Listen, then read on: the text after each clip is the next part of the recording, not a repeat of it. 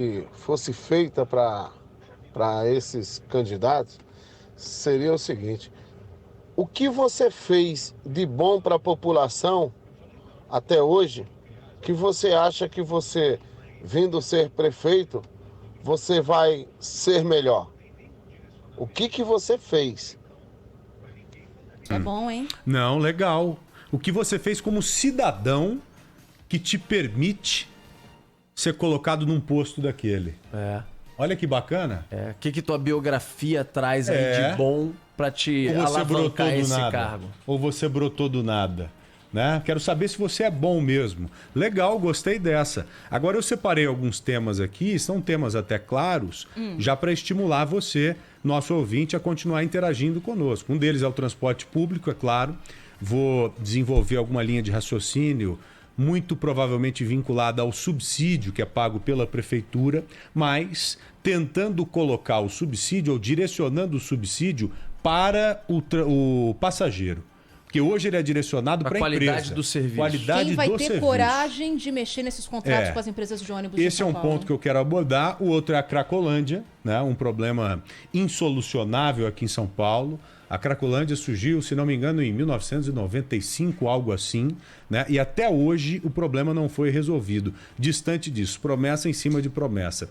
População em situação de rua. Olha, meu querido ouvinte, em 2018 nós tínhamos 16 mil moradores de rua, pessoas em situação de rua em São Paulo. Em 2019, esse número saltou para 24 mil, ou seja, 50% a mais.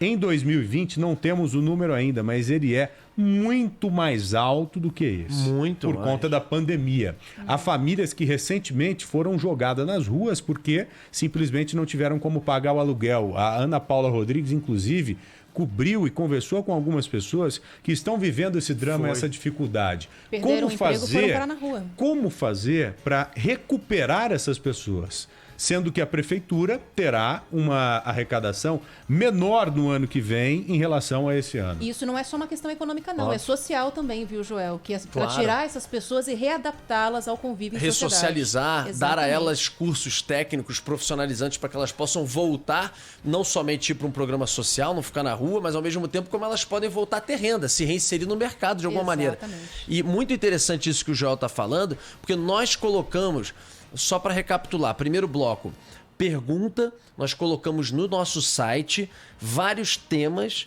e as pessoas votaram nos temas que estão lá colocados para que sejam as... A população ajudou a definir. População, para que eles respondam sobre aqueles temas, propostas sobre aquilo. E vocês vão se surpreender. Não tá ainda batido o martelo, mas pelo que eu tava vendo assim, eu imaginava uma outra coisa, não vou falar o que que era, mas e foram para outro, tá indo para outros 2 ou 3 temas.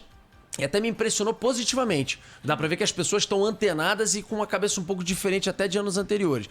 Mas segundo bloco, perguntas entre candidatos, com um fator importante que um candidato pode ser perguntado até 3 vezes. Então não é aquela questão de 1 para 1, você pode ter algum candidato sendo perguntado, questionado mais de uma vez nesse confronto entre eles. Dá para aprofundar. Dá para aprofundar e dá para eventualmente, se um fez uma pergunta, o outro voltar eventualmente naquele mesmo que recebeu a pergunta. Terceiro bloco, o bloco dos jornalistas fazendo perguntas, sempre escolhendo um para responder e um outro para comentar. O quarto bloco volta a ser perguntas entre eles. E o último bloco com as considerações finais. Eu já aponto ali quem eu quero que responda, é claro, a minha pergunta e quem eu quero que comente a resposta de quem eu questionei. Exatamente, exatamente. E faz a pergunta na sequência.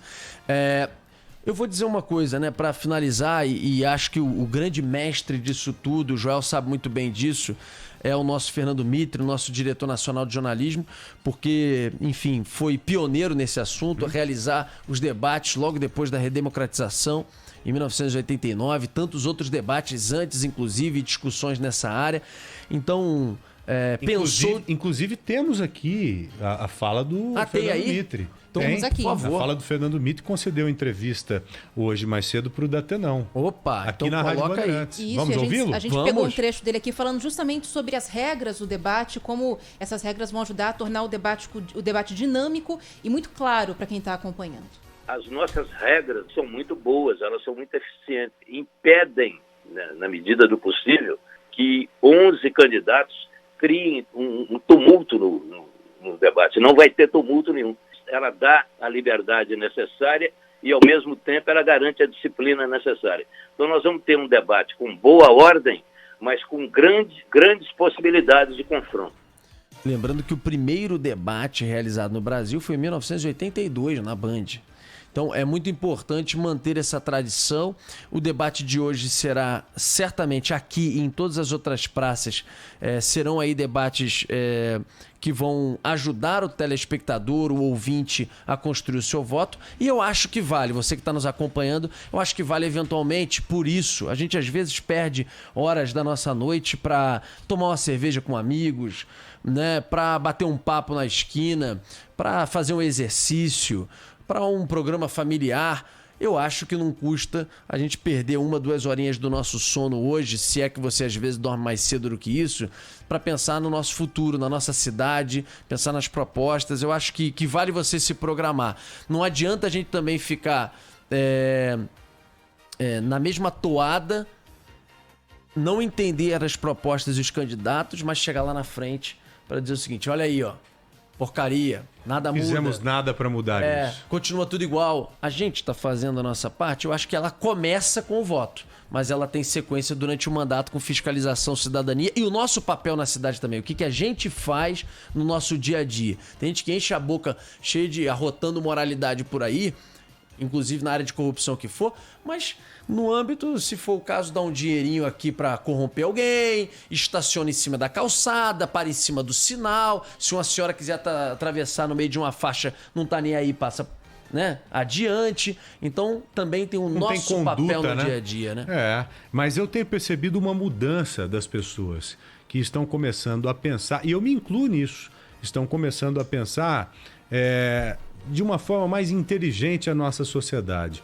Eu, por exemplo, há pouco tempo, não estava nem aí para quem iria votar. Era mais ou menos assim: vou votar em quem? Esse cara aqui me agradou e tal, pum, aperto o dedo e voto nele. Mas não, hoje eu me preparo mais e eu tenho visto algumas pessoas do meu convívio social, em todas as esferas, atuando da mesma forma. A população está mais preocupada porque hoje ela tem muita informação, logo ela sabe que tem como fazer por onde para colocar uma pessoa mais responsável no determinado cargo, né, Ana? É isso. É isso. Então, hoje, começando 10 horas, aqui com transmissão na Rádio Bandeirantes, na Band também, acompanhando a chegada dos candidatos, 10h30, o debate. Você acompanha em transmissão simultânea aqui também na Rádio Bandeirantes. Boa. É isso, chefe. Algo para concluir? Não. Só um abraço muito grande, um beijo enorme e